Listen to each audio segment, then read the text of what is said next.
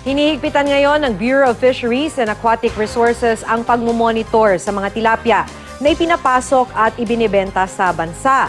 Sa gitna ito ng pagkalat ng tilapia lake virus na tumatama sa mga tilapia sa ibang bansa.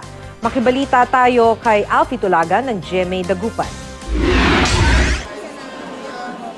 Karaniwang nasa hapagkainan ito ng mga Pinoy lalo na't abot kaya ang presyo nito. Ayon sa Bureau of Fisheries and Aquatic Resources, ang tilapia ang pangalawa sa mga isdang kinukonsumo ng mga Pilipino. Pero kamakailan lang, nadiskubre ng ilang eksperto ang TILV o Tilapia Lake Virus na nagdudulot ng sakit at pagkamatay sa tilapia mula Colombia, Ecuador, Egypt, Israel at Thailand.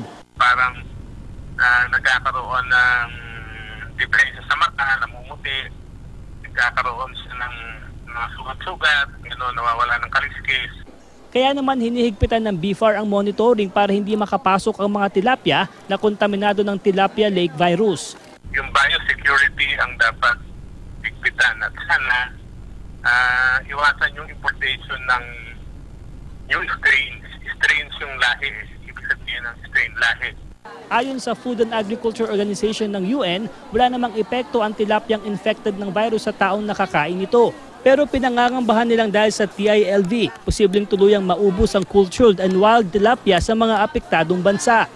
Sa Dagupan City, karamihan sa mga tilapyang ibinibenta sa palengke galing sa Tarlac at Pampanga. Sa Dagupan, wala. Oo. Kung meron man, parang hobby racing sila. Wala tayo ng commercial quantities. Ayon sa mga tindero, sariwa naman ang tilapyang kanilang ibinibenta. Walang nagpakon dito, nagsasabi nagpon. Maganda rin ang tilapia natin. Sapat naman sa ngayon ang supply ng isda sa mga pamilihan sa lungsod, pero bahagyang tumaas ang presyo ng mga ito. Nung nakaraan kasi nagkaroon ng fish kill eh. Kaya ngayon bumaba ang volume. 5 kilo. Yun ang sistema. Kaya ngayon medyo kukonti isda. Medyo umangat ng bahagya. Dahil nga, siyempre, demand and supply eh. Alfie Tulagan, Nagbabalita, Pilipinas.